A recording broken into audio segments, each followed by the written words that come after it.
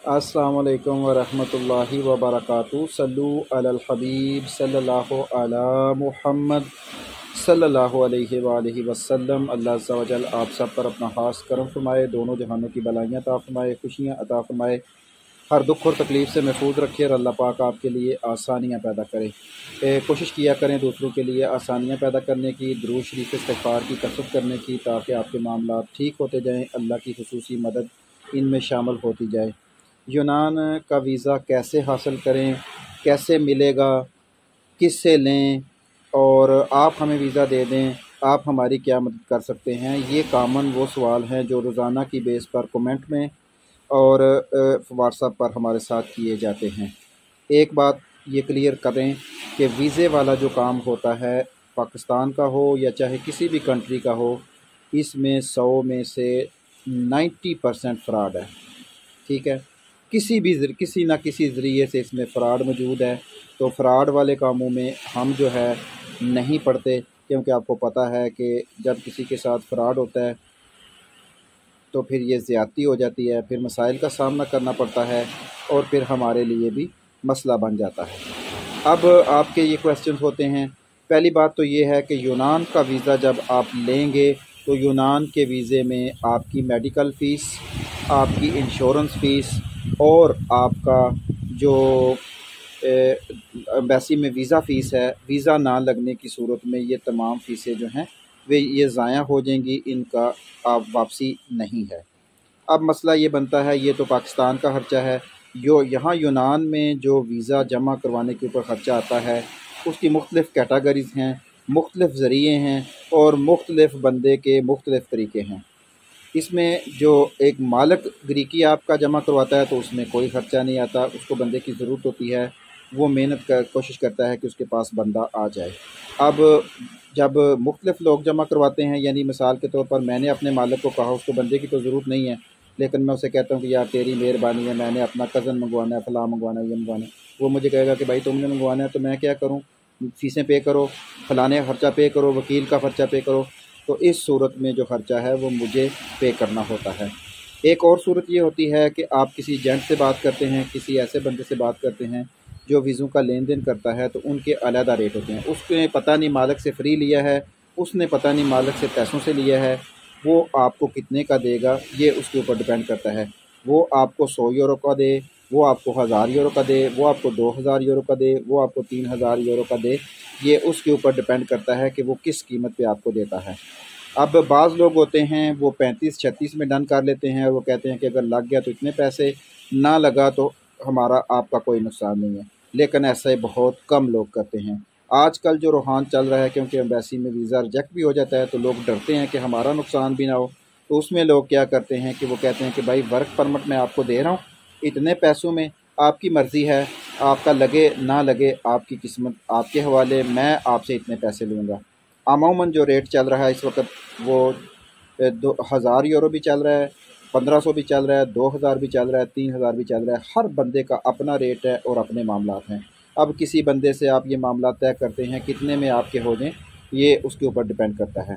अगर आप कहते हैं किसी को वीज़ा, मिसाल के तौर पर आप मुझे भी कहते हैं कि हमें वीज़ा दें, अब मेरे पास तो वीज़ा है नहीं है, मैं किसी काबिल एतमाद बंदे को ढूँढूँगा, उससे बात करूँगा, वो कहेगा कि भाई इतने पैसे हैं और इतने पैसे दो, वीज़ा ले लो। मिसाल के तौर पर पहले एक दोस्त थे, उनके पास होटल के वीज़े थे, उन्होंने रब्ता किया कि भाई बंदे आप दे दें, हम आपको होटल के वीज़े दे देंगे। और मेरी हमेशा यही बात होती है कि भाई पैसे ज़रूर लो, ज़्यादा ले लो, लेकिन उस वक़्त जब काम हो, वीज़ा हमारे हाथ में दो, हम आपके हाथ में पैसे देंगे। वैसे नहीं है, मेडिकल की आपने वो करवानी है अपॉइंटमेंट, पैसे जिस वक़्त अपॉइंटमेंट होगी बंदा अंदर जाएगा, आपको पैसे मिल जाएंगे, अकाउंट हमारा हम आपके अकाउंट में ट्रांसफ़र कर देंगे। अब पैसे पहले दे के फंसने वाली बात, इस तरह की बात हमने कभी ना की है और ना करते हैं। अब ये है कि आप मुझे कहेंगे तो मैंने ज़ाहिर बात है आगे किसी से कहना है, उसी ने वीज़ा आगे देना है, तो उसने पैसे लेने हैं फ्री, तो उसने देना नहीं है, ना मुझे देना ना आपको देना है। हर बंदे के साथ पेट भी लगा हुआ है, फिर लालच भी लगी हुई है, ये सारी चीज़ें तो फितरती तौर पर इंसान में मौजूद है। तो इसलिए जब आप हमें कहते हैं कि वीज़ा दे दो भाई, फ्री में दे दो, कमेंट करते हैं, तो इस तरह नहीं होता। फ्री में तो खैर चांस ही कोई नहीं है, फ्री में कौन देगा किसी को। और फ्री में तो यही है कि आपके साथ कोई ऐसा मालिक मिल जाए जो आप में ऐसी हो क्वालिटी कि वो कहे कि भाई ये बंदा मुझे चाहिए, तो वो यहाँ से आपकी फ़ीसें खुद भर सकता है। वैसे तो कोई बंदा किसी के लिए नहीं भरता। तो इसलिए जब भी आपने वीज़ा लेना है, मिसाल के तौर पर आपने होटल का वीज़ा लेना है, क्योंकि उस बंदे ने हमारे कॉन्टैक्ट में है बंदा, तो वो हम उसे आपके पेपर देंगे, वो आपका यहाँ से वीज़ा निकलवाएगा। जब आपका वीज़ा निकल जाएगा, एम्बेसी में वीज़ा साबित हो जाएगा कि ओरिजिनल है, तो हम पैसे उसके बंदे को दे देंगे। अब अगर आप वीज़ा निकलता है, वीज़ा ओरिजिनल नहीं होता, तो हम आपके पैसे आपको वापस दे देंगे। हम तो यही कर सकते हैं ना, थर्ड पार्टी तो यही कर सकती है। लेकिन जो मामलात हैं वो होते हैं किसी और के सपोर्ट। तो इस वजह से इन चीज़ों से डर लगता है, और आपको भी कहते हैं कि बचा करें, क्योंकि फ़्रॉड बहुत ज़्यादा है, तो डर बहुत ज़्यादा लगता है। तो इसी तरह ये तमाम कैटेगरीज़ हैं। तो इस सिलसिले में बाज़ लोग डन बेस पे काम करते हैं। हमें तो आज तक कोई ऐसा मिला नहीं है जो डन बेस पे काम करे। अगर कोई करता है तो ज़रूर हमारे साथ कांटेक्ट करे ताकि किसी का भला हो जाए। लेकिन डन बेस पे भी एक नंबर काम होगा तो पैसे मिलेंगे, 2 नंबर काम के नहीं मिलेंगे, क्योंकि डन बेस पे वो 2 नंबर स्टिकर बहुत ज़्यादा लगते हैं, और बहुत ज़्यादा लोग लगवाते भी हैं कि भाई आपका ना हम मेडिकल करवाएंगे, ना हम आपकी डॉक्टरी करवाएंगे। डॉक्टरी वाले पैसे भी ले लेते हैं, एम्बेसी की वीज़ा फ़ीस भी ले लेते हैं, होता वो डन बेस है, फ़ीस भी ले लेते हैं, तो सारा कुछ ले लेते हैं और ख़ुद 2 नंबर काम करके दे देते हैं। तो ऐसा नहीं, अगर कोई बंदा ओरिजिनल काम करता है और वो चाहता है कि लोगों का भला हो, तो वो ज़रूर हमसे कांटेक्ट कर सकता है। वो अफराद जो यूनान में रहते हैं और वो वीज़े बेचना चाहते हैं, बेचने से मुराद ये है कि वो चाहते हैं कि किसी को वीज़ा दें, और अगर वो हमसे रब्ता करते हैं तो किसी गरीब बंदे का भला हो जाए, जायज़ मुनासिब जो उनकी कीमत होगी वो ज़रूर देंगे इंशाल्लाह। तो किसी का भला करने के लिए आप हमसे रब्ता कर सकते हैं।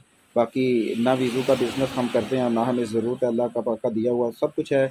कोशिश होती है कि किसी इंसान का भला हो जाए, किसी के साथ नेकी हो जाए। तो इस नेकी में अगर आप हमारा साथ देना चाहते हैं, तो ऐसे अफराद जो वीडियो सुनते हैं और उनके पास वीज़े हैं और वो चाहते हैं कि किसी गरीब का भला हो जाए, क्योंकि हमारे साथ तो गरीब ही रब्ता करते हैं, अमीरों के तो होते ही डन बेस हैं।